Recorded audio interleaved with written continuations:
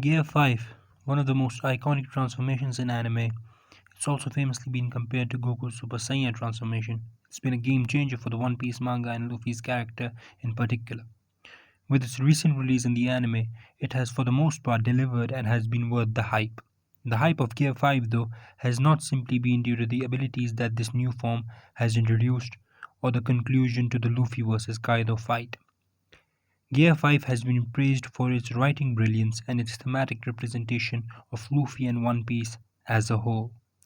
Since it came out early last year, it's been analyzed to death on YouTube with theories about its mysterious powers getting weirder. For example, White hurts Luffy when Nami hits him without Haki, or Luffy can actually swim if he just believes he can, or Luffy only has rubber qualities because Shanks told him so. He can have any power he imagines.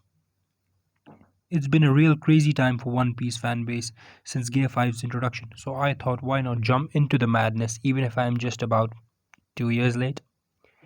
Gear 5, as I said before, excels especially from the writing standpoint. Its representation of freedom, bringing smiles to anyone's face who sees it, and the complete freedom of using it given to Luffy elevates this transformation over every single transformation in shonen period. It's no stretch to call it a S-tier transformation, an easy S-tier transformation. But there is a big problem with it, the stamina limit.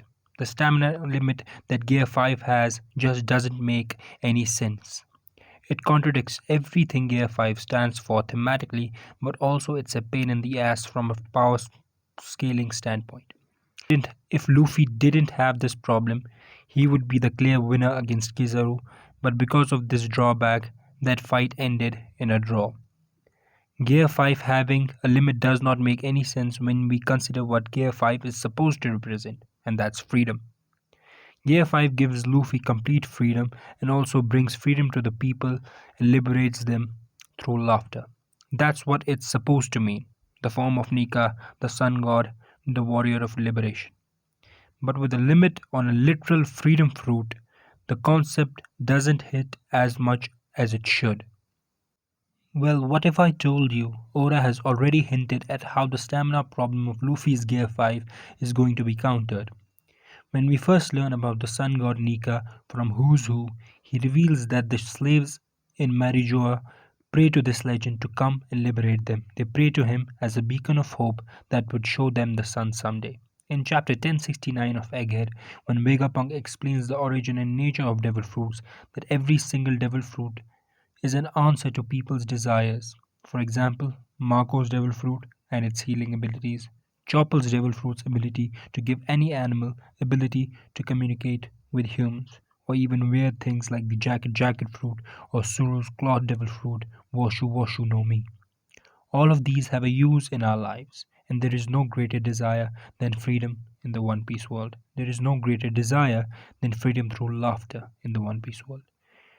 In the Luffy vs Kaido fight, when Luffy loses his stamina after attaining Gear 5 and turns old like he did recently against Kizaru but doesn't recover, here in against Kaido, he quickly recovers. He doesn't have to take a break. He is able to tap back into Gear 5 pretty easily.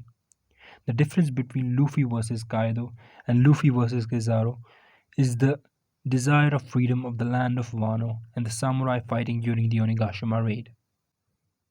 Luffy also explicitly mentions the people for whom he is fighting this battle, who also desire Wano's freedom: Momo, Kinemon, Pedro, Tama, who have either sacrificed or would, without a single thought, sacrifice themselves for the dawn of the land of Wano.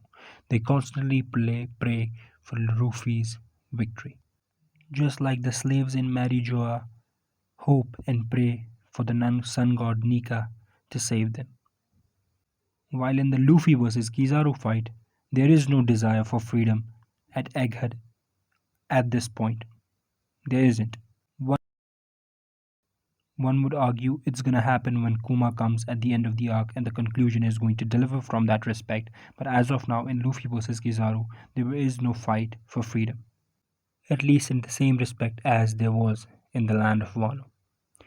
Yes, it may sound weird, but the origin of devil fruits and Roger's pursuit for freedom, his words for the pursuit for freedom support this. And this also ties into how Emu will be defeated because if he or she, whatever Emu is, turns out to be combat strong, Luffy will lose stamina against him or her, but he won't be able to leave the fight. So he will have to tap back into it because of the desire of freedom would be an all-time high during the last battle, just like he did against Kaido. And it won't be only the slaves or the people that fight against the world government in the final war whose desires will push Luffy back into Gear 5, but almost everyone in the One Piece world. And the answer to how that will be accomplished, as to how everyone in the One Piece world will pray to Nika for freedom during the final war, is Vivi. The role of Vivi in this is also supported by history of the ancient Egyptian queen Nefertiti, the original Nefertiti, though I can't expand more on this as this will then spoil the video on Vivi that's in progress right now. So drop by soon if you would be interested in what I think Vivi's role is going to be in the final saga of One Piece and how she is going to play a role in making the world pray to Nika. So, alright, that's all for this one. If you like this theory of mine, definitely like and comment and share. And if you want to see more, then subscribe. And if you didn't like this video or any aspect of it, at least comment and let me know. Feedback is more important for me right now as I'm new to this YouTube game, new to editing, new to storytelling. So please, at least feedback would be mostly appreciated, deeply appreciated. Happy holidays to all.